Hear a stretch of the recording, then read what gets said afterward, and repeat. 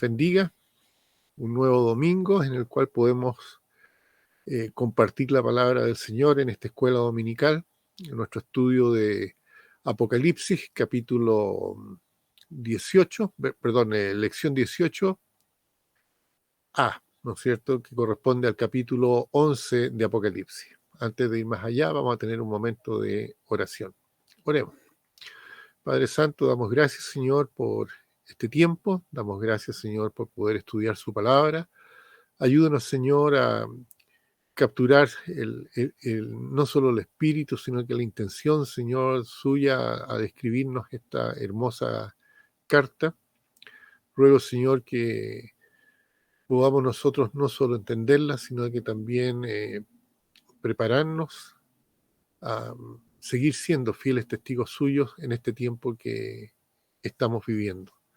Le ruego que bendiga a quienes se están conectando y sin duda, Señor, que esperamos de usted sus bendiciones, porque en nombre de Cristo lo pedimos. Amén. Así que vamos a seguir con nuestra lección y vamos a ver cómo este capítulo 11 nos lleva a lo que es la economía del Antiguo Testamento, al templo, a los períodos de tiempo y a la distinción que hay entre judíos y gentiles en esta economía del Antiguo Testamento. También vamos a la conclusión del paréntesis que se produce entre la sexta y la séptima trompeta, ¿ya? Y también en el toque de esta última trompeta. Es interesante notar que el capítulo abre con el templo sobre la tierra y cierra con el templo en el aire, en el cielo. El templo en la tierra tiene que ver con el templo construido durante la tribulación, ese templo que estamos esperando, ¿no es cierto?, como signo del comienzo de ese periodo, ¿ya? Y el otro es el cielo original, del cual recibió los planos Moisés para hacer justamente el tabernáculo en el desierto. Si ustedes se fijan en Éxodo capítulo 25, 40, vamos a ver que dice: mira y hazlos conforme al modelo que te ha sido mostrado en el monte, refiriéndose a los planos que se le entregaron a Moisés para que construyera el tabernáculo en el desierto. Le dice: hazlo conforme al modelo. También en Hebreos capítulo 8, versículos 2 al 5, la palabra del Señor nos dice: ministro del santuario y de aquel verdadero tabernáculo que levantó el Señor y no el hombre, porque todo sumo sacerdote está constituido para presentar ofrendas y sacrificios, por lo cual es necesario que también éste tenga algo que ofrecer. Así que, si estuviese sobre la tierra, ni siquiera sería sacerdote, habiendo aún sacerdotes que presentan ofrendas según la ley, los cuales sirven a lo que es figura y sombra de las cosas celestiales, como se le advirtió a Moisés cuando iba a erigir el tabernáculo, diciendo: mira y haz las cosas conforme al modelo que se te ha mostrado. Ya, también vamos a ver en Hebreos capítulo 9, versículo 23 y 24, donde dice: fue pues necesario que las figuras de las cosas celestiales fueran purificadas así, pero las cosas celestiales mismas con mejores sacrificios que estos, porque no entró Cristo en el santuario hecho de mano, figura del verdadero, sino en el cielo mismo, para presentarse ahora por nosotros ante Dios.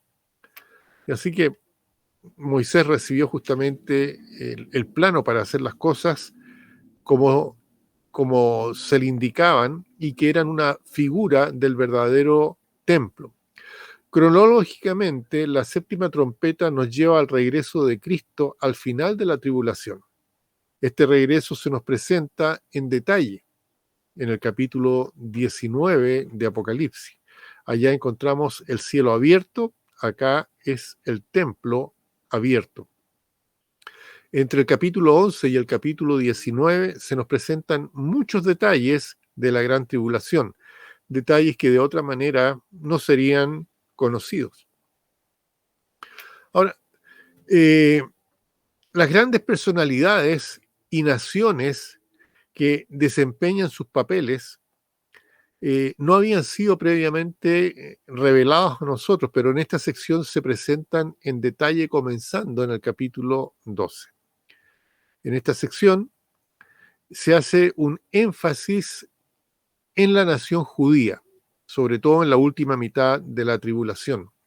El paréntesis ya de estos capítulos nos introducen a la importancia que tiene Israel durante el periodo final, estos 3 años y medio o 42 meses, ya que es la última mitad de la semana 70 de Daniel. El templo de Jerusalén había sido destruido cuando Juan escribió Apocalipsis.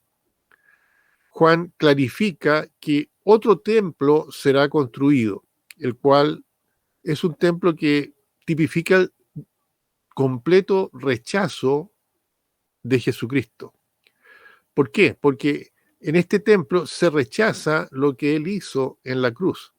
Los templos del Antiguo Testamento todos señalaban a Cristo. Este otro templo, fíjese, termina con la adoración del anticristo y su imagen en este templo, lo que la Biblia llama la abominación desoladora.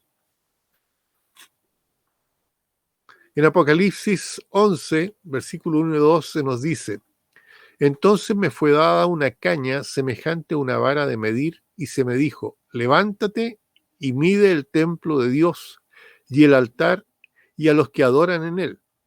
Pero el patio que está fuera del templo, déjalo aparte y no lo midas, porque ha sido entregado a los gentiles, y ellos hollarán la ciudad santa 42 meses. Aquí vamos a ver una cosa. Habla de una caña semejante a una vara de medir. Denota el carácter de la unidad de medir. La vara siempre ha simbolizado castigo, juicio. Fíjense, por ejemplo, Salmo capítulo 2, versículo 9. Ahí dice: los quebrantarás con vara de hierro, como vasija de alfarero los desmenuzarás.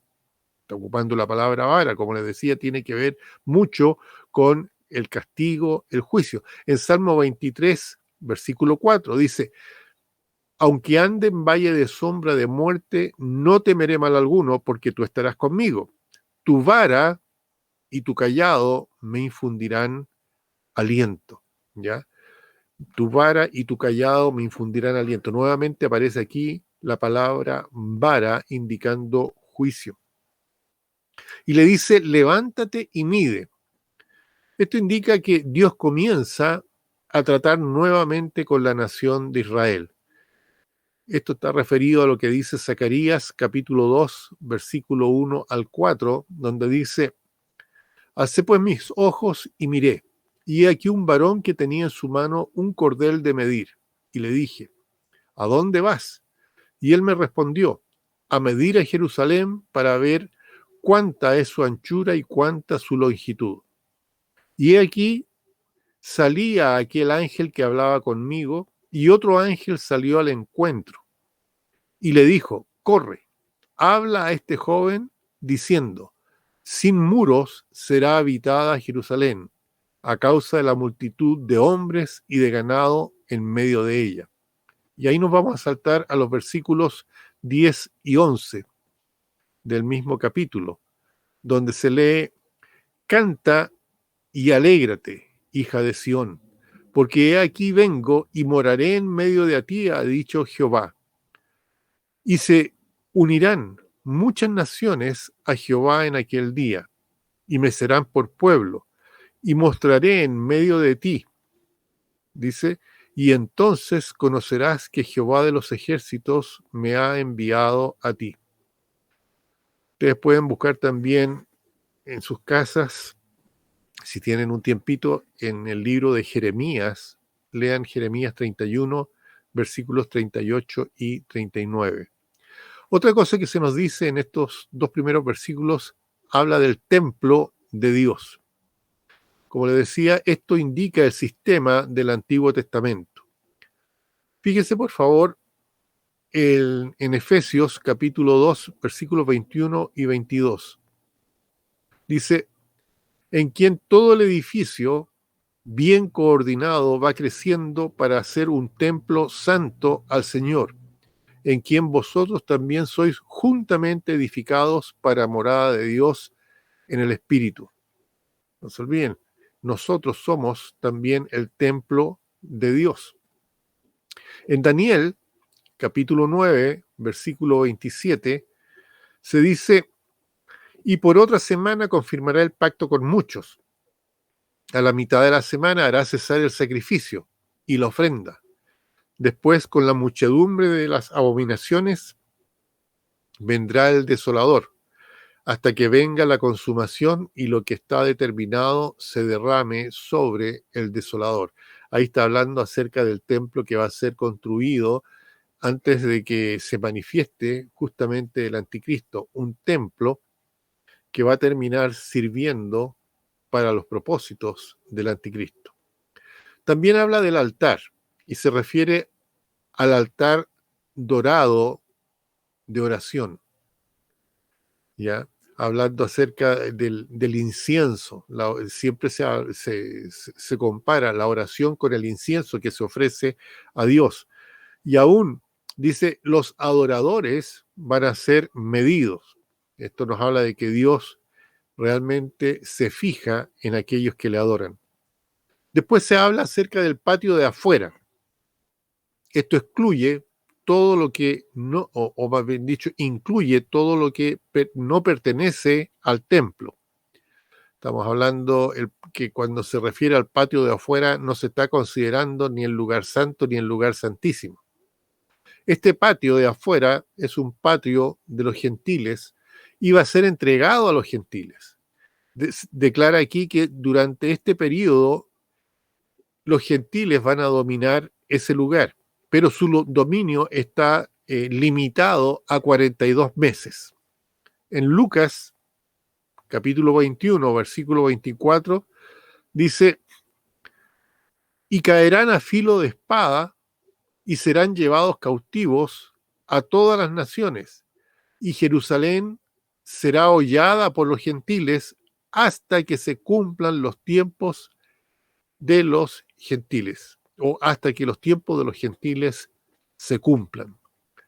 En estos momentos, Jerusalén está compartida, ¿no es cierto? No solamente le pertenece al pueblo de Israel, sino que hay una parte que está para la adoración de los musulmanes, otra parte que está para la adoración de los cristianos, ¿no es cierto?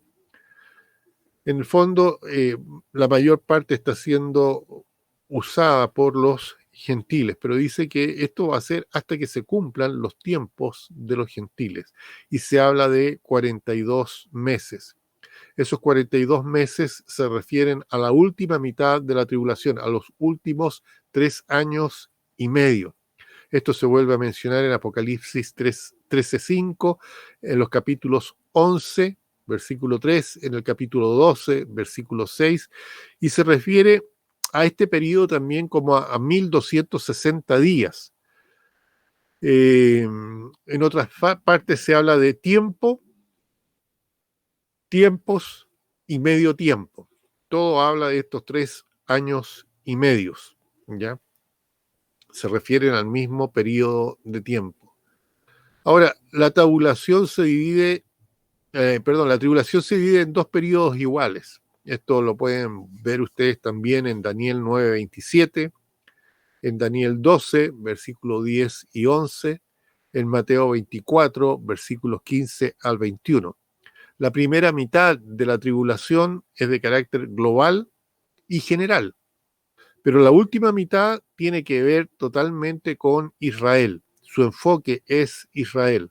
Estos 2 versículos, los primeros 2 versículos de Apocalipsis 11, indican que Dios está comenzando a tratar de nuevo con Israel como nación y que el tiempo de los gentiles se ha acabado. Luego tenemos el versículo 3 de Apocalipsis 11. Dice, y daré a mis 2 testigos que profeticen por 1260 días vestidos de cilicio. Ahora, hay muchas opiniones diferentes acerca de la identidad de estos 2 testigos. Son presentados sin referencia acerca de quiénes son.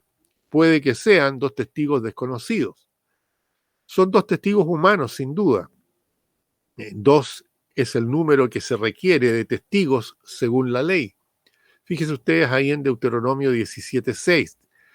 Dice, por el dicho de 2 o 3 testigos morirá el que hubiera de morir, no morirá por el dicho de un solo testigo. Lo mínimo que se requieren son 2. Lo mismo sucede en el caso de la economía o el modo de proceder en la iglesia.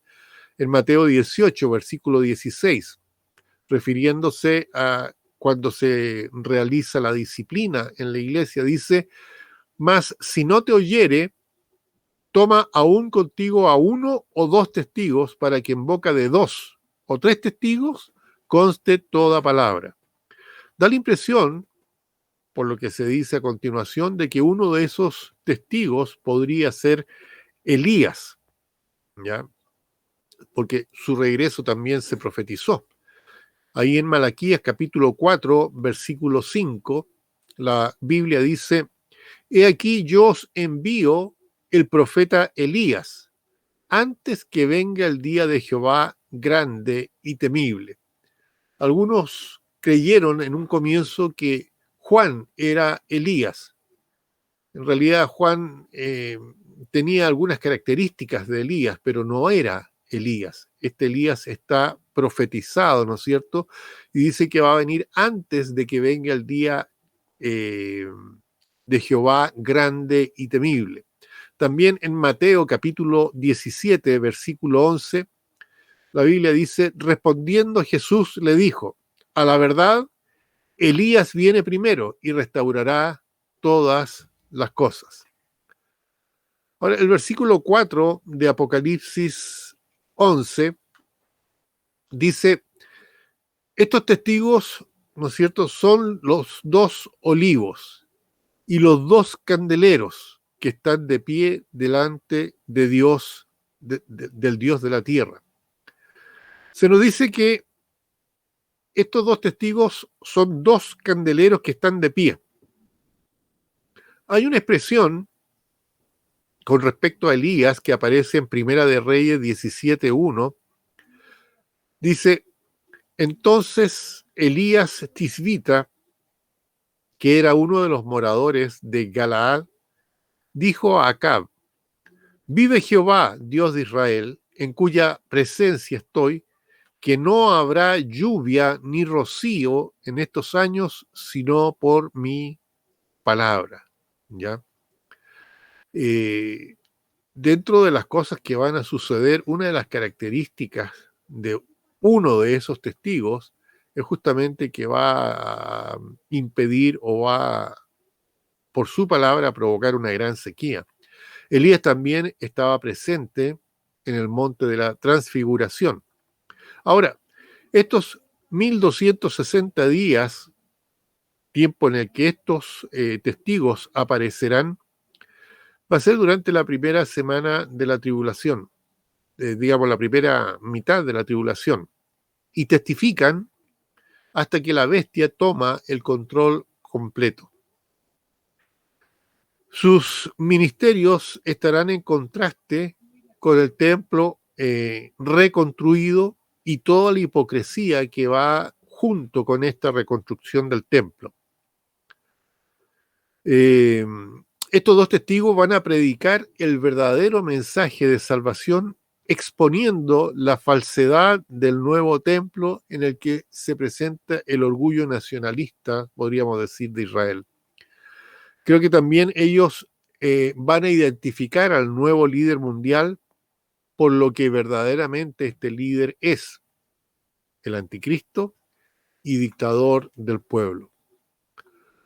Luego tenemos Apocalipsis 11:5, donde dice, Si alguno quiere dañarlos, refiriéndose a los testigos, sale fuego de la boca de ellos y devora a sus enemigos.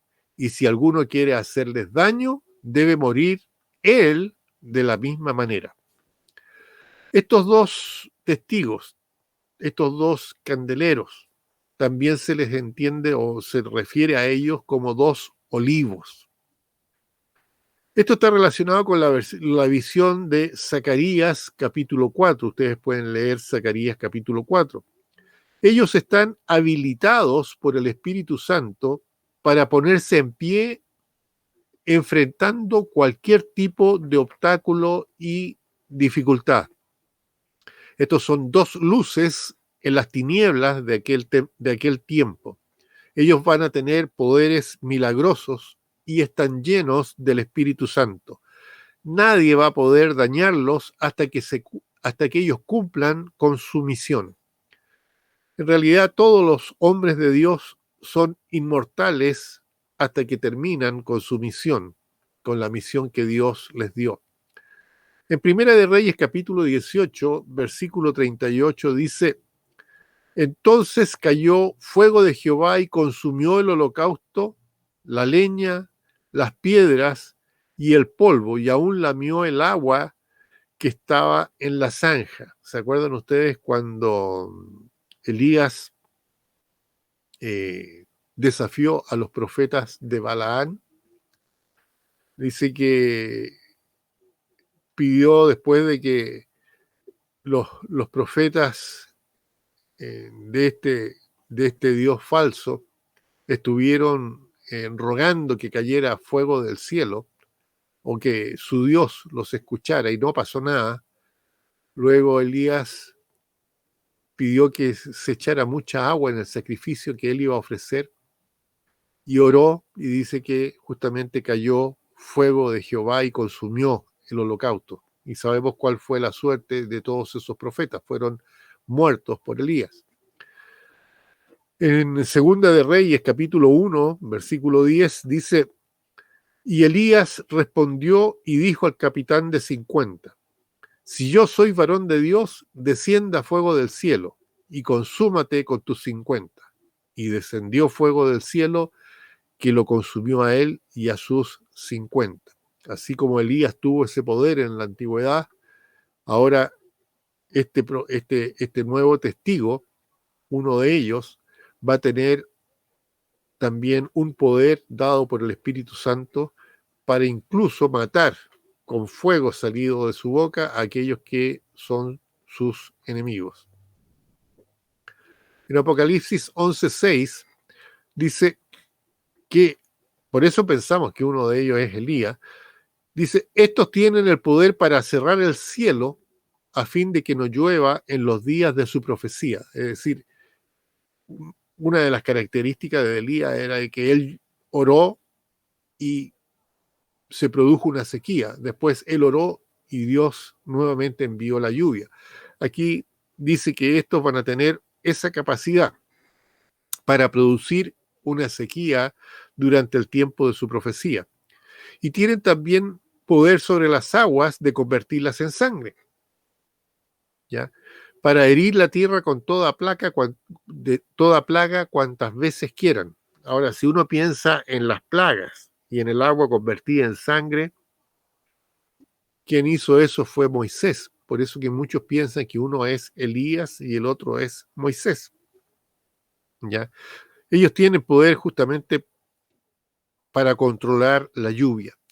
Les vuelvo a repetir, ahí en Primera de Reyes 17:1, dice: entonces Elías Tisbita, que era de los moradores de Galaad, dijo acá: vive Jehová Dios de Israel, en cuya presencia estoy, que no habrá lluvia ni rocío en estos años, sino por mi palabra. Y Dios respaldó lo que dijo Elías y se produjo la sequía. Así que la sequía por un lado, el agua en sangre, las pestes. En Santiago 5:17 dice: Elías era hombre sujeto a pasiones semejantes a las nuestras, y oró, dice, fervientemente para que no lloviese, y no llovió sobre la tierra por 3 años y 6 meses, 3 años y medio. No es coincidencia, ¿no es cierto? El agua en sangre, como les decía, lo vemos ahí en Éxodo 7:19, donde dice, y Jehová dijo a Moisés, di a Aarón, toma tu vara y extiende tu mano sobre las aguas de Egipto y sobre los ríos, sobre los arroyos y sobre los estanques y todos los depósitos de agua para que se conviertan en sangre. Y haya sangre por toda la región de Egipto, así en los vasos de madera como en los de piedra. Entonces, así como Moisés hizo ese milagro en la antigüedad, uno de los testigos también va a hacer este tipo de milagro y cada plaga, sin duda, sugiere a Moisés, ¿ya? Ahora, las plagas que van a producir estos testigos son más en número y abarcan a toda la tierra, no solamente a un país. Y dice, cuantas veces quieran, muestra la confianza que Dios tiene en estos testigos para darles toda esta autoridad. Luego estamos pasando a Apocalipsis 11:7, donde dice, cuando hayan acabado su testimonio, la bestia que sube del abismo hará guerra contra ellos y los vencerá y los matará, cuando haya acabado su testimonio. Como les decía recién, ellos van a ser inmortales. Nadie va a poder hacer nada contra ellos hasta que terminen la obra. Y en realidad, los siervos de Dios siempre ocupan esta posición segura. Hasta que terminen su obra, Dios los va a cuidar. Una vez que la obra se termine, Dios puede llevarlos. La bestia, se habla de la bestia que va a subir del abismo, ¿no es cierto? Esta se presenta en capítulo 13, del 1 al 10, y esta sin duda es el anticristo. Los vencerá.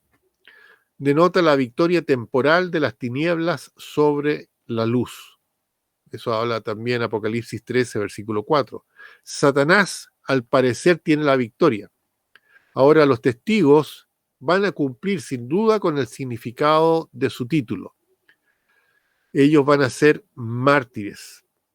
La palabra mártir viene del griego martus y también significa testigo. Apocalipsis 11, versículo 8. Dice, y sus cadáveres estarán en la plaza de la grande ciudad, que en sentido espiritual se llama Sodoma y Egipto, donde también nuestro Señor fue crucificado. Ahí nos aclara bien que esto va a ser en Jerusalén. Ni siquiera van a ser sepultados decentemente. Esto revela el verdadero carácter de los últimos días. Corazones duros, corazones fríos, solo cultura como un barniz que cubre la realidad del ser humano. Estos testigos van a ser tratados como criminales que han sido muertos. Y como les decía, esto sucederá en Jerusalén, la grande ciudad. El versículo 9 dice, y de los pueblos, tribus, lenguas y naciones verán sus cadáveres por 3 días y medio y no permitirán que sean sepultados. Sin duda la forma en que esto va a suceder lo conocemos ahora, en vivo y en directo en todo el mundo a través de Internet. Millones van a ver los cadáveres de estos testigos expuestos. La curiosidad morbosa de una sociedad impía. Es lo que sucede, ¿no es cierto? Vemos en las noticias cómo se muestran las cosas en vivo y en directo, las muertes, los golpes, la destrucción, todo, y esto se empieza a producir como un morbo. Hoy por hoy, la gente, el mundo, el ser humano se ha transformado en un ser morboso, ¿ya? Esto es lo que va a hacer posible que estén ahí expuestos estos testigos por 3 días y medio. A ellos les va a gustar ver este espectáculo durante todo este tiempo. Es la peor falta de dignidad de un mundo perverso hacia aquellos hombres que estuvieron denunciando la maldad por 3 años y medio. Tal vez Estos mismos testigos predijeron su resurrección, por lo que no van a permitir, dice bien claro el versículo, dice, no permitirán que sean sepultados. Ahora, ¿por qué va a pasar esto? Sin duda no van a querer tener otra tumba vacía. Así que no va a haber sepultura para ellos y todos los ojos van a estar observándolos de día y de noche, dice. En Apocalipsis 11, versículo 10 dice, y los moradores de la tierra se regocijarán sobre ellos y se alegrarán y se enviarán regalos unos a otros, porque estos dos profetas habían atormentado a los moradores de la tierra, claro, con su predicación, la predicación del Evangelio, y aparte de eso con los milagros que ellos hicieron con respecto a las plagas, a la sequía, etcétera, etcétera. Su muerte, por lo tanto, para el mundo incrédulo va a ser ocasión de hacer fiesta en todo el mundo. Van a compartir regalos unos con otros. Esto realmente revela lo que hay en el corazón del ser humano. Un júbilo inmundo y loco. Podríamos decir que esto va a ser como la Pascua de Satanás. La Navidad de Satanás, para que lo entendamos mejor. Nuestra celebración moderna de la Navidad está cada vez apartándose más y más de lo que fue el nacimiento de Jesucristo. Claro, para los cristianos la Navidad tiene un significado especial. Sabemos que la Navidad habla de la encarnación de nuestro Salvador, del nacimiento del Salvador, de Emmanuel, ¿no es cierto? Dios con nosotros. Bueno, la tradición ha llevado a hacer regalos, ¿no es cierto?, que no tiene mucho que ver, aparte del hecho de recordar que al Señor se le ofrecieron regalos, ¿no es cierto?, oro, incienso y mirra. Pero el resto de la gente ha desvirtuado la Navidad convirtiéndola solamente en comercio. Comercio, y inventaron a un ser que ha venido a ocupar o a entronizarse en la Navidad, que es este viejo pascuero. Cada vez todo más distante de lo que fue la verdadera Navidad. Tan distante que se llega a este momento, ¿no es cierto?, en que se mata a estos testigos y se hace jolgorio, se hace fiesta, se regalan unos a otros, se hacen regalos unos a otros, como les decía recién, como si fuera la Navidad de Satanás. Y esto va a suceder, digamos, con la celebración anticristiana. Aquí vamos a ver la celebración de lo que ha hecho el anticristo, ¿no es cierto? Ha matado a los profetas en lugar de celebrar a Cristo como debiera ser la verdadera Navidad. Versículo 11 del capítulo 11 dice, pero después de 3 días y medio entró en ellos espíritu de vida, enviado por Dios, y se levantaron sobre sus pies, y cayó gran temor sobre los que lo vieron. Mientras todos están celebrando, ¿no es cierto?, festejando la muerte de estos testigos por 3 días y medio, al concluir este lapso de tiempo, 3 días y medio, ellos resucitan, se ponen nuevamente de pie. Ellos van a ser parte de los santos de la tribulación que tienen parte también en la primera resurrección. Apocalipsis 20, versículo 4 al 6, habla de aquello. Y la resurrección de ellos va a ser abrumadora para los que van a estar presenciando todo esto y espantosa.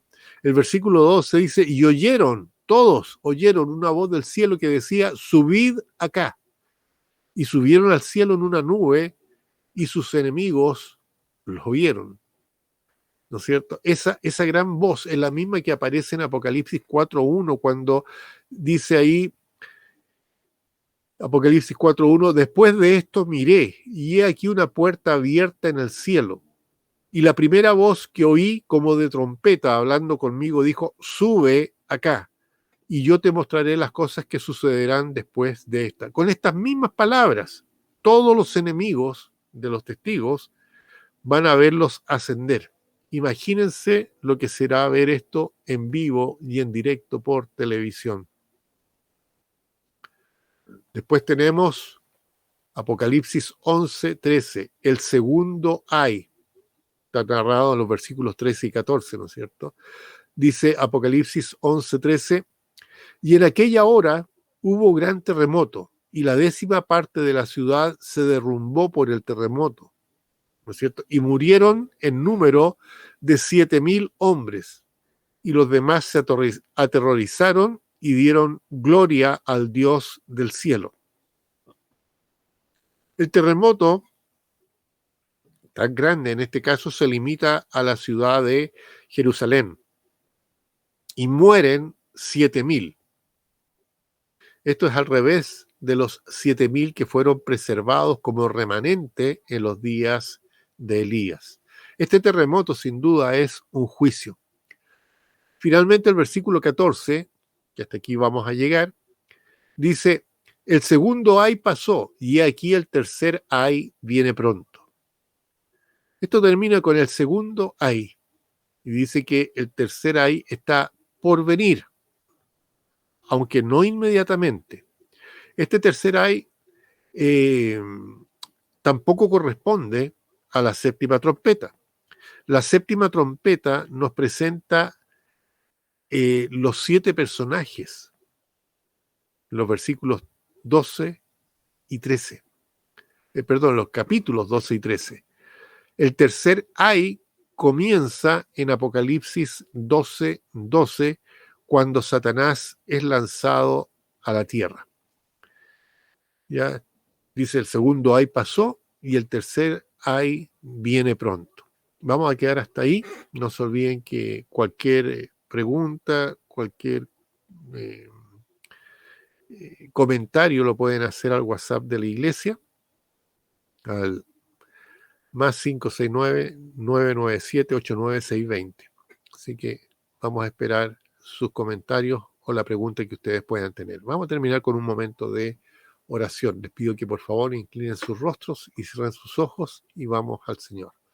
Padre Santo, damos gracias, Señor, Padre Celestial, por medio de nuestro Señor Jesucristo, por la posibilidad nuevamente de escudriñar su palabra, poder ver, Señor, los acontecimientos, relacionarlo con el resto de su palabra y ver cómo estamos nosotros a las puertas de todos estos acontecimientos. Sin duda, el misterio o el ministerio del anticristo ya está en acción, lo estamos viendo, Señor, por las cosas que están pasando, pero sabemos que no lo vamos a conocer a él porque usted llevará a los suyos antes de que todo esto se desencadene. Nosotros tenemos la esperanza de ese rapto en el que vamos a irnos todos los que creemos en Jesucristo con Él en las nubes antes de que se produzca este tiempo de tribulación. Padre amado, ayúdenos a vivir el tiempo que queda de manera correcta, que podamos ser fieles manteniendo nuestras convicciones con respecto a la palabra y compartiéndola con aquellos que aún no la conocen. Le ruego que bendiga a quienes participaron el día de hoy y que podamos, Señor, esta semana empezarla de acuerdo a su voluntad. Porque en nombre de Cristo lo pedimos. Amén. Que el Señor les bendiga, hermanos.